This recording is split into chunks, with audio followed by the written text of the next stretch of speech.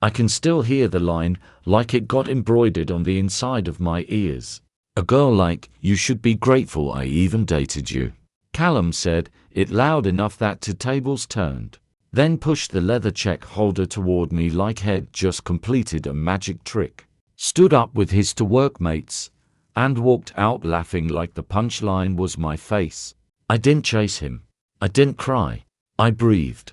I counted the seconds until the door side shut behind them. The waiter hovered with the look people wear when they've watched a glass fall from a height and are bracing for the shatter. I paid with a credit card that hasn't forgiven December, signed a name that suddenly felt like it belonged to someone softer, and walked into an Edinburgh night where the rain smelled like iron, and the tram lines sang a thin electric note like they were trying to coach me through it. We'd been together 2 years. Not a fling. 2 years of Saturday markets and oldie runs and meeting each other's families, and failing an aerial yoga class because he insisted couples that invert together stay together. It wasn't perfectus is, but it felt solid. We'd talked about moving in after summer. He had little habits I told myself were quirks, leaving socks where socks go to die, texting through films, and offering helpful honesty about my body and clothes. That cut makes your shoulders look broader. Have you tried a sleeker hairstyle for someone your height? I called it brutal candor. If I'm honest, it was a hammer, and I kept handing him nails. Last Friday, he texted about dinner with colleagues, something he'd never invited me to, always calling his work world not professional to mix. I was weirdly excited. I bought a dress I couldn't afford, watched a YouTube tutorial on glowy skin like I was studying for a test, used the expensive straightener I ration for weddings. The restaurant was one of those new town places with portions that looked like punctuation, and no prices on the menu. He was there already with Ewan and Matteo, two lads from his office who dressed like success comes in navy, charcoal, and navy again. The second I walked up, I felt the weird vibe. Callum barely stood, did the nod that counts as a greeting if you don't want to greet, and said, "You're late." I was 2 minutes late because parking near St. Andrew Square on a Friday is some circle of hell Dante forgot to write down. He looked me up and down and went, "Oh, you wore that?" Not quietly. His friends traded a look. He crawled up my chest to my face quick enough I could taste the metal of it. For the record, it was a dark blue dress that makes my shoulders look like a decision. I tried a joke, did I miss the dress code? And he shrugged like I'd mispronounced something and told me they'd already ordered starters. Cool. The next hour was Callum performing for his mates' iterations and deck polish, and stakeholder calibration while Ewan and Matteo nodded like those little dogs in car windows. Every time I tried to join, Callum talked over me or explained why I was wrong about things I actually know, like people. I manage a bookshop and see 100 customers a day. I started telling a story about a woman crying in the poetry aisle because a line remembered something for her, and he cut in with this flick of the hand. She doesn't really understand how proper business works. Like retail is make-believe money. When Ewan asked how we met, I began. My best friend Lena knows Callum's cousin, and he cuts me off. Lena felt bad for her. I was doing a favor. They laugh. My stomach dropped like an elevator. I excused myself to the loo because I wanted to keep my tears a private religion. Texted Lena, a keyboard smash I refused to translate. Splashed water, blotted mascara, gave myself the talk in the mirror. Dignity, breathe, smile like you've seen one before. When I came back, they stopped laughing like I'd walked into the punch line. The mains arrived. I'd picked pasta because it was the least expensive thing and my credit was already winter brittle. And Callum said, "Carb loading for a marathon." Then, lower, but not low, bold choice for your frame. Paper cuts, one after another. The bill came. He looked at it, slid it across to me. I thought he was showing me the total. He wasn't. He said, in the tone you used to confirm an address with a receptionist. You know what? This isn't working. I've tried, but I'm not attracted to you anymore. We should break up. I stared because sometimes silence asks a question. He stood, shrugging on his jacket like a verdict, and dropped the line a girl like, you should be grateful I even dated you like. It belonged in a room with witnesses. They left. I signed. I walked to my car and my phone started buzzing with Lena's name. What happened? She asked, voice already rolling up its sleeves. By the time I reached my flat in Leith, she was on my sofa with salted caramel and a bottle of red like the patron saint of triage. And I was crying so hard she had to pour both. We did the post-mortem you do out of order, to detailed jokes because keening is a public hazard. I told her the dress comment, the proper business dig, the pasta joke, the bill, the sentence that won't stop buzzing behind my teeth. She listened. Then her face did the pivot I trust, the one where empathy rearranges into investigation. What exactly did he say about work tonight? She asked. He said he's leading a campaign now. The boss loved his strategy. Basically running a team. Lena exhaled through her nose, which is her trying to be diplomatic noise. My friend Sauer's tempt at his firm last quarter. If Callum's leading a team, the team is a dead printer and a shared calendar. He's not what he says he is, suff. It was like finding a loose floorboard and discovering a crawlspace full of secrets. We went digging old texts, photos, stories I had fact-checked because who fact-checks a boyfriend? The week he was in London for client meetings, he tagged a bar in Stockbridge. The conference selfie on his Instagram was from the company LinkedIn album. If you zoom same step and repeat, not his name on the lanyard. I couldn't sleep. At 3:12 a.m., an unknown number. Hey, it's Noah. I work with Callum. Lena gave me your number.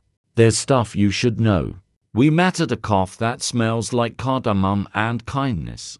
Noah looked like someone who's been carrying a thing and is relieved to put it down. He told me Callum wasn't a marketing manager. He was an assistant. He booked rooms, took minutes, moved slides in meetings. He was on a warning for claiming credit on a pitch he didn't touch. The business trips were days off. The boss who relied on him had a folder of his fabrications. He added, apologetic. He's telling people he left because you're clingy and obsessed with getting married. I laughed in a way laughter shouldn't sound. He had a Pinterest board called Our Loft and said it was client research, I said. Noah winced on behalf of the universe. That evening my phone rang, a known caller in all caps. I nearly declined, then answered for reasons I can't defend. Sophie dear, it's Moira, his mum said, warmth wrapped in worry. Is everything all right with you and our Callum? He says you had a tiff, but you'll sort it out. We can't wait to see you Saturday for his birthday. He says you've big news. I sat so still I could hear the fridge take a breath. Big news? Ah, she said, delighted. We're all dying to know. When I hung up, Lena looked at me like I'd announced I was going to wallpaper the sea. He told them you're still together, she said, and that you have news. We didn't need to say the plan out loud. It arrived fully formed. I drove to his parents' house in Morningside with my palms sweating so much the steering wheel felt like a fish. I told myself I could turn around. I told myself I owed them nothing. I told myself the truth is a door and my legs were made to walk. Moira opened in an apron and hugged me like her kitchen smelled roast beef and rosemary. The living room was clinking and bright. Callum was mid-laugh at something his cousin said. When he saw me, the mask slipped. Real fear flickered. He crossed the carpet in 3 quick strides. Smile on, voice low. We need to talk privately. I kissed the air beside his cheek and said, cheerful enough to make the room listen. Wouldn't miss your birthday, especially with the big news you told everyone about.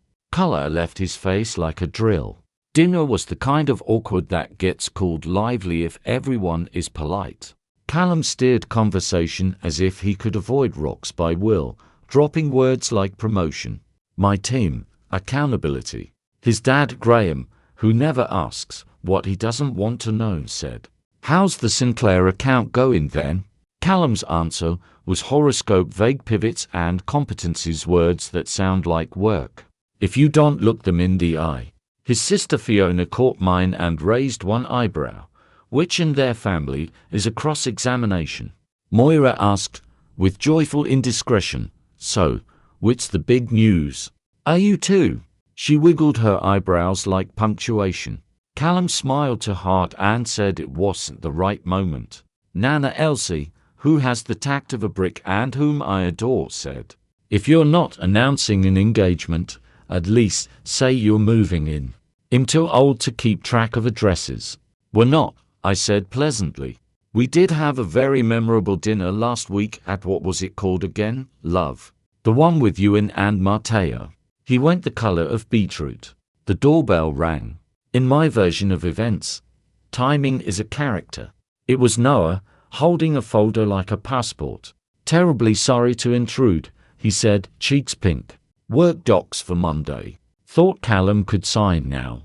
Graham clapped him on the shoulder and said, "Stay for cake." We're already in the middle of a saga. Callum tried to steer him to the hall. Graham didn't budge. "How did your big presentation go?" Graham asked, in the tone of a man testing if a bridge is sound. Noah glanced at me, then at Moira's hopeful face, then at Callum, and made a decision. You could see land behind his eyes. "It went well," he said carefully. "Our director delivered it. Callum and I ran logistics." Silence laid down like a rug. Fiona folded her arms. Nana made a kettle noise that stops just short of boiling. I told the story. Not with venom, just events in order. The dinner, the digs, the bill. The sentence that shouldn't be said about anyone. I included the number on the bill because numbers have the way of underlining things. 3 times Callum tried to interrupt. 3 times Graham said his name in a tone I'd never heard him use, and the room listened to that tone. Noah, pale but steady, added what he could prove. He showed a text from Matteo bragging about putting your girl in her place. He showed an our email calling Callum to a meeting about misrepresentation. He looked apologetic the way decent people do when truth hurts someone it should. Moira brought the cake but didn't light the candles. Her hands shook just enough to jiggle the little sugar flowers. Callum erupted then the way a lid pops when the pot's been pretending it's fine. He accused me of trying to make him look small, called Noah a traitor, his family gullible, everyone jealous. He pointed at me with the hand that wasn't shaking and repeated the line, "A girl like her should be grateful I bothered," and shame made the air heavy for a second. "Enough," Moira said, and I swear the wall pictures leaned in to listen. Callum stormed out, slammed the door so hard one of Moira's decorative plates jumped and cracked. We ate cake without the birthday boy. It should have been the most awkward dessert of my life. Somehow, it was peaceful. Moira apologized so many times she ran out of synonyms. Graham looked like a man hearing a beam groan and wishing he'd checked the bolts sooner. Fiona brought a cloth for the spilt water and told me matter-of-factly, "You didn't deserve any of that." Noah sat beside me saying I'm sorry in different shapes. I went home, thought I'd sleep. Instead my phone lit up Sunday morning with 13 missed calls. Moira, Fiona, unknown numbers. Noah. I called Moira first. She sounded wrung out. After he left, Callum went on a bender. He turned up at an ex's at 2 a.m., banging and slurring about snakes and betrayal until she phoned Fiona to fetch him. He posted a manifesto on Facebook about being surrounded by traitors. He messaged Matteo my address with him going to make her pay for humiliating me. Matteo rang Moira and forwarded the message. That's why she was calling and calling. "I'm so sorry, Hen," she kept saying. She didn't do this. She apologized like she could mop it up with words. They came over, Moira and Fiona holding coffee and bakery pastries and embarrassment like umbrellas. That wouldn't close. We sat at my little kitchen table with the wobbly leg I keep meaning to fix. Noah knocked 10 minutes later. Callum had been blowing up his phone too, and he wanted to warn me that his name had been used in a threat. My building manager knocked after that to say Callum had been in the lobby shouting to be let up. Security told him to leave. He called me a liar loud enough for the first floor to know my business. When the pounding started on my door, I'd already dialed security. The guard told him to leave or he'd phone the police. Callum kicked the door once like a sulky teen, and then the guard's voice came again. And the silence after was like someone had opened a window. By Tuesday he'd been fired. No shows, inappropriate emails, the meltdown screenshots that found their way to HR.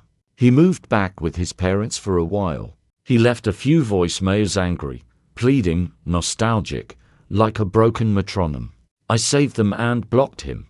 He made burner Instagram accounts with spelling I could recognize in my sleep. Blocked those too. I ran into him at a Tesco months later. He was holding socks and an expression like sleep had been rationed. He saw me, dropped the basket, went the other direction. I didn't follow. In the months since, my flat has become mine again. I moved the sofa. I took down the prints he liked and put up ones I do. I kept the dress I wore that night and refused to let it be contaminated by his opinion. Wore it to a gallery opening, and 3 strangers told me it makes my shoulders look like a decision again. I go on long walks by the water of Leith, where the river keeps talking whether I listen or not. Lena brings takeaway when grief ambushes me at 10 p.m. For sport, I've learned to separate critique from contempt. I've learned that love should be a field, not a mirror maze. You should get to run without worrying how your legs look. The strangest gift is Noah. We're not together. Lena keeps nudging the idea like a cat testing a door. But for now we're allies turned friends. We eat cheap dumplings on Thursdays, send each other TikToks of baby goats, and sometimes don't talk at all because that's what steadiness feels like. It helps that he saw the worst hour and still looks at me like I'm not bound to it. Callum's family sends holiday cards. Moira once left a container of tablet on my doorstep with a note that made my throat tight. I'm sorry, not because I did what he did, but because I believed his version, and that helped him keep telling it. Thank you for telling us the truth, even though it cost you. If the world taught more of us to apologize for the harm we enable, not just the harm we do, maybe fewer people would end up with bills and sentences stitched into their ears. If you're looking for a tidy moral, I don't have one. I have small truths that fit in a pocket. People tell you who they are in the way they speak to you when they're trying to impress someone else. Someone who leaves you with a dinner bill will try to leave you with a bigger one later. Humiliation is a rubbish sculptor if you let it. It will whittle you into a shape that fits comfortably in someone else's pocket. The antidote is slow, ugly crying into ice cream with a friend who knows your childhood phone number, saying the thing out loud to the people who deserve to hear it, and making rooms in your life that don't echo with other people's versions of you. Sometimes I replay the dinner, not to reopen the wound, but to study its anatomy. Every choice I could have excused, every sentence I could have filed under banter. It's astonishing how many red flags we repaint because we were taught patience is love. I'm not grateful to have dated him, but I'm grateful I learned to stop painting flags. A woman came into the shop last week and asked for a book that won't fix me, but might help me stand up. I sold her a slim novel about deciding to survive and a collection of poems that treat the sky like a friend. She came back a week later to say the poems made her feel like the universe was indifferent. That's a lot for 20 quid, she said, smiling. I thought of a Newtown restaurant with no prices, a birthday cake that didn't get cut, a door pounded by someone who mistook volume for rightness, a security guard with a voice like a seatbelt, a family learning their son's story was a costume, a friend who brought cardamom and truth, and the tiny freedom of moving a sofa 6 inches and liking it better. It is a lot, I said. Some things are worth it. If you've got your own version of him or her or them and you're reading this because you're trying to decide whether you're strong enough to swallow it, please hear me. Strength isn't a stomach. It's a horizon. Keep walking toward it. One day you'll look back and the worst of what happened will finally be where it belongs, behind you.